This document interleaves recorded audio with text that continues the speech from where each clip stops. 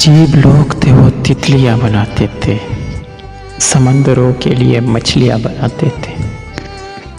अजीब लोग थे वो, तितलियां बनाते थे, समंदरों के लिए मछलियां बनाते थे।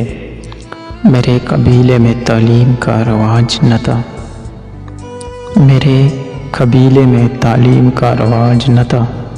मेरे बुजुर्ग मगर तख्तियाँ बनाते थे, वही बनाते थे लोहे को तोड़कर ताला, फिर उसके बाद वही चाबियाँ बनाते थे।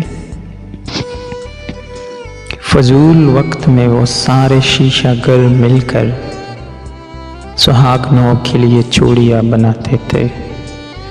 हमारे गांव में 2-4 हिंदू दर्जी थे, हमारे गांव में 2-4 हिंदू दर्जी थे, नमाजियों के लिए टोपियाँ बनाते थे।